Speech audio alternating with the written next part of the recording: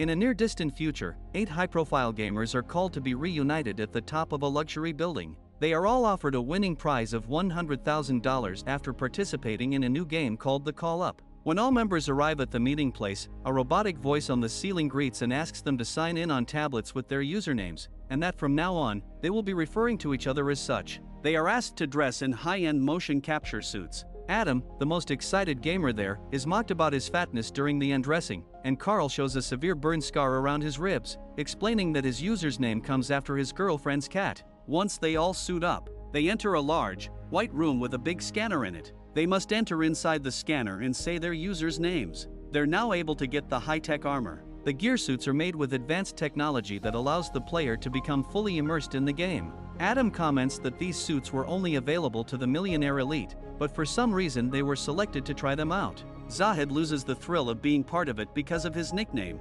Terrorist_1. He feels it can become offensive because of his Bosnian roots. The voice in the ceiling says that the game can't start until all players are ready, but Zahid decides to leave the place. Just when he gets to the door, he shows that it's locked, and they are trapped there. Zahid agrees to continue against his will, so everyone is ready to begin. When they put on their virtual reality helmets, the whole scenario in front of them changes, now being on a post-apocalyptic virtual world inside the building. Their suits are replaced with military uniforms, and although everything feels tangible, things on the stage don't respond to their touch in the real world. That's when a burly sergeant appears, telling them what their mission in that place will be. By raising their helmets, everyone confirms there's not an extra player as the sergeant, but an NPC that will give some bits of advice through the game. They follow the sergeant across the stage, and he presents their weapons, with everyone impressed by how real they look and feel. Actually, the weapons are just props to have a reference when using them. The sergeant's tutorial consists of teaching them how to use their weapons by shooting some bottles. Some of them hit and some fail, and that's when they learn about how a vest is their only form of defense. In case they receive a direct shot from the enemy, they will lose the vest and will be exposed. To prove his point, the sergeant shoots a couple of players so they can lose their vests. If that happens and they are in critical condition, the only salvation is to use serums to restore their lives. The sergeant explains that a dangerous terrorist commando stormed the entire building. The game's primary goal is to kill all the terrorists and get to the first floor alive. Whoever succeeds in doing so will win the real-life prize, 100,000 grand. The level starts at once, and everyone is led by Andre, who has some experience in such scenarios after being part of the military. The team inspects the floor and finds the enemy for the first time. Andre manages to kill the first terrorist without casualties. The voice tells the players they have completed the level, with all points going to Andre. To enter the next level, they must go down the stairs, finding a mechanism that does not allow them to go down any more floors until they finish the current level. If they try to go down, they will be electrocuted by electrical wiring.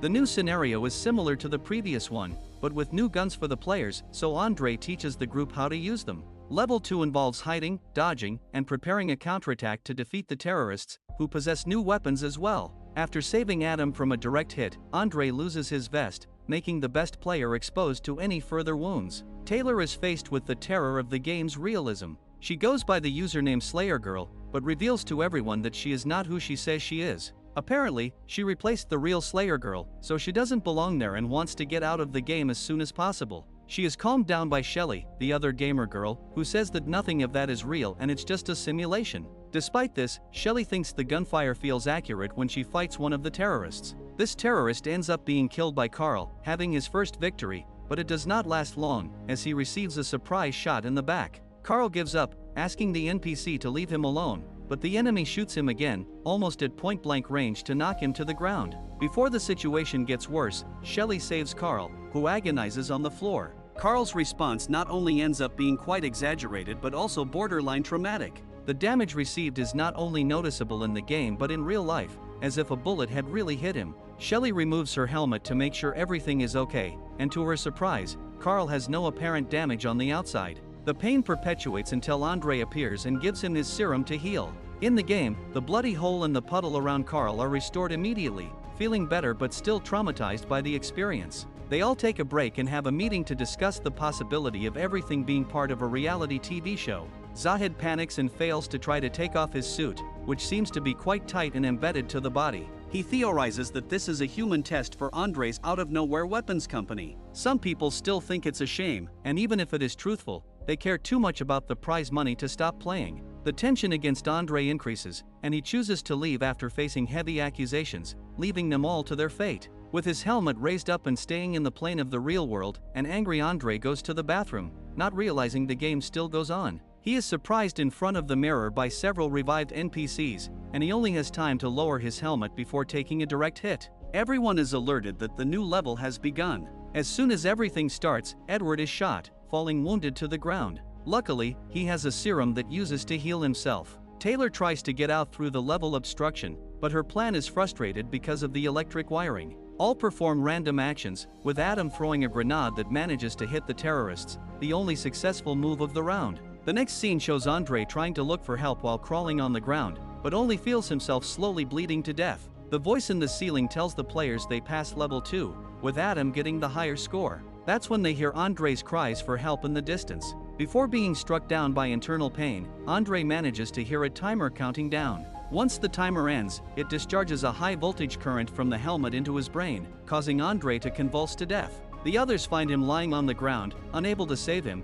and leaving the game with only 7 players. 𝐓𝐡𝐢𝐬 grabs a fire extinguisher, panicking and sweating, asking for a volunteer to help him remove his helmet. Carl immediately offers to do it, so 𝐓𝐡𝐢𝐬 ducks and braces for impact. Carl does his best, but nothing happens. The material is too rigid and solid, leaving 𝐓𝐡𝐢𝐬 beaten. In the virtual reality, the sergeant suddenly appears to beat up 𝐓𝐡𝐢𝐬 for trying to break the rules, with everyone feeling puzzled. He assures the others that there will be real consequences if they try to get out of the game. Despite their disadvantaged position, they manage to advance through the following levels without losses, learning how to use new weapons and guns, facing things like attacking with tactical knives and hand-to-hand combat to avoid gunfire due gas leaks. During one of the levels, Adam and Carl are wounded, and the team uses a couple of serums to save them. After a while they see that it is already night in the real-life city, so the tired group of players tries once again to get out of there, only in a more desperate way by pushing a cart against the windows, trying to get the attention of someone below. They manage to break the window a little, but just before they can make it work,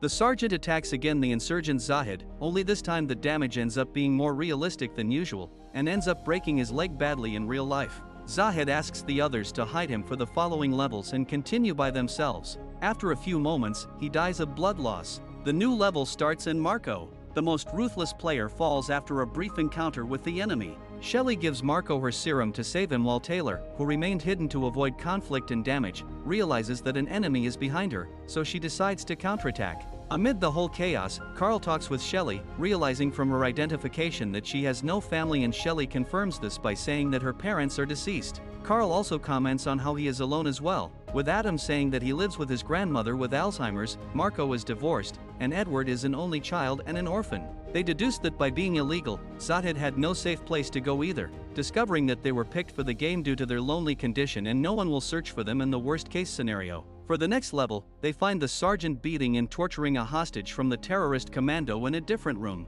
The team's new mission is to extract a password from the hostage to defuse a bomb inside the building before it explodes. The guy only knows Russian and he is connected to voltage transmitters, so it involves mental strength that no one has, no one but Edward. He instantly presses the high-voltage equipment to get the password, not caring for the man's cries and pleas of mercy. After receiving too much damage, the man gives a word that Adam introduces as the password in the computer. The terrorist laughs for being a false clue, and in the blink of an eye Taylor kills him. Marco blames Adam for putting the code wrong and lashes out at him in real life, accidentally beating Taylor as well. Edward points out that the sergeant is holding an elevator door at the other side of the room and tells them to get in there to protect themselves from the imminent explosion.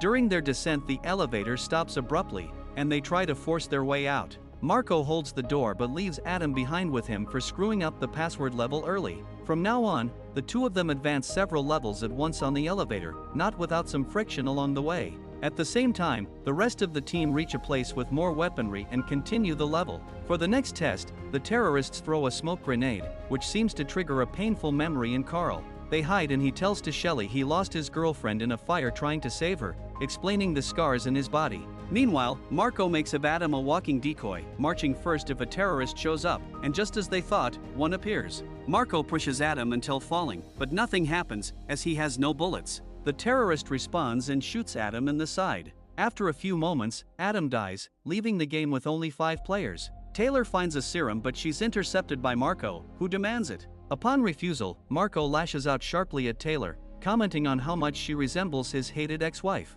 After a brief exchange of words, Marco shoots Taylor, taking the serum. Marco meets Carl and they wonder if they have seen the others. After some investigation, Carl comes across Taylor's corpse and realizes that Marco is a traitor, so he decides to leave the virtual world to fight Marco, taking him down and disorienting him. Marco manages to defeat Carl before he has a chance, but just as he gives him the coup de grace, the sergeant appears, rudely punishing Marco for disobeying the rules by killing one of his mates. The sergeant's beating ends up being so intense that Marco dies from the pressure. The last 3 players meet for the final station in the basement. When they thought they could pass the level defusing the bomb under the building, a terrorist comes out of a nearby van, shoots Carl, and makes him fall while the others look for shelter. Luckily, Carl had 1 life serum left, but just before using it, Shelley gets wounded too, so he decides to sacrifice himself in order to save her. After that, Edward uses a bazooka to make the remaining enemy explode and manages to defuse the bomb. Sadly, having used up his serum, Carl dies holding hands with Shelley, happy to have helped her.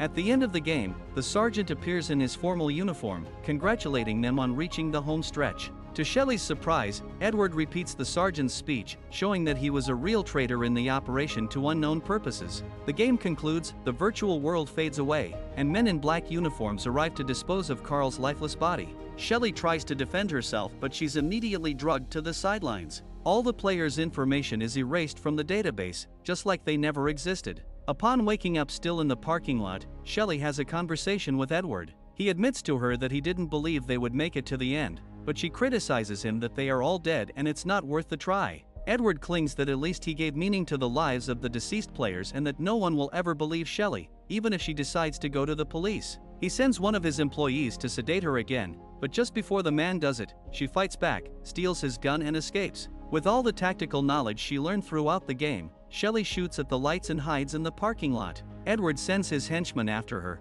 but she emerges victorious after a battle in the dark. She points at a desperate Edward who begs for his life, but Shelley shoots in the process. The film concludes with a victorious Shelley watching the building exit and realizing that it's already dawn. Thanks for watching. If you've enjoyed the video, don't forget to like, share and subscribe. See you in the next video.